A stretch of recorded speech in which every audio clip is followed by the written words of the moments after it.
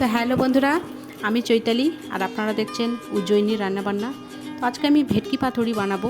বাঙালির থালিতে ভেটকি পাতুরি থাকবে না, সেটা একটা কেমন কেমন ব্যাপার। তো ভেটকি পাতুরি বানাতে আমার যা যা লাগছে, এখানে 500 গ্রাম মতো ভেটকি মাছ বাড়িতে এনে কাঁটা ছাড়িয়ে আমি টুকরো টুকরো করে কেটে নিয়েছি। এবার একে লেবুর রস আর লবণ দিয়ে আধ ঘন্টা ভিজিয়ে রেখে দিয়েছি। ভেজানোর পরে মাছগুলোকে জল থেকে তুলে একটা রুমালের মধ্যে জলটা শুকোতে দেব। হালকাভাবে জলটা শুকোনো পর্যন্ত রুমালে একটু জলটা চিপে চিপে নেব।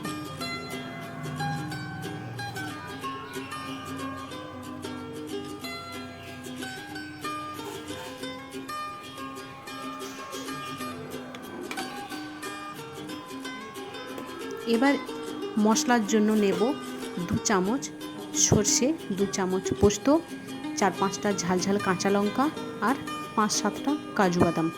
এর সঙ্গে দেব সামান্য হলুদ গুঁড়ো এবং সামান্য লবণ। একসঙ্গে শিলনোড়াতে বেটে নেব।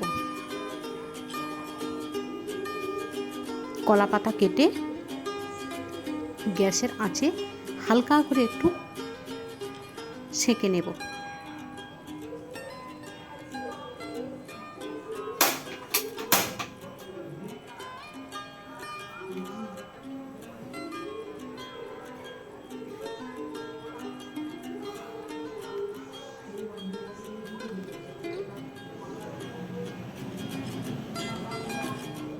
কলা পাতা সেঁকা হয়ে গেলে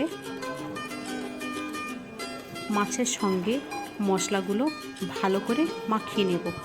সঙ্গে দেব টক দই, হলুদ, লবণ আর কাঁচা সর্ষের তেল দিয়ে ভালো করে মাছটাকে মেখে রেখে দেব 5 মিনিট।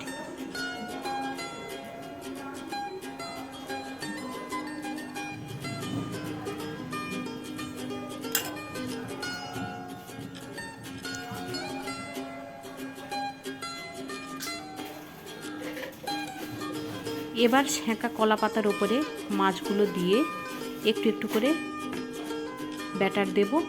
সঙ্গে দেব 1 চামচ মতো সর্ষের তেল আর একটা কাঁচা লঙ্কা। ভালো করে কলা পাতা মুড়ে কিছুটা দেব ভাপে আর কিছুটা রেখে দেব ফ্রাই করার জন্য।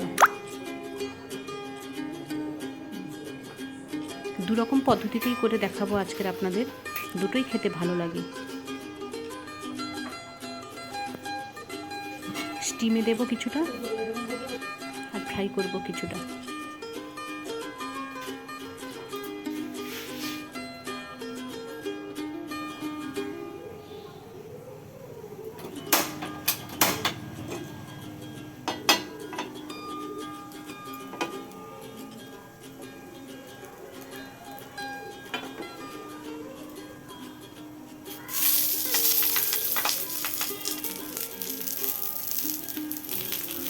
এক পিঠ হয়ে গেলে অপর পিঠ ভাজতে দেব আর ওদিকে একবার দেখে নেব স্টিমটা সুন্দর হয়েছে। আমার রেডি আজকের ভেটকি পাতুরি, একেবারে খাওয়ার জন্য। তো দেখুন কি সুন্দর হয়েছে। এরকম নতুন নতুন রেসিপি পেতে সঙ্গে থাকবেন। ভালো লাগলে অবশ্যই কমেন্ট করবেন আর বাড়িতে ট্রাই করে দেখবেন।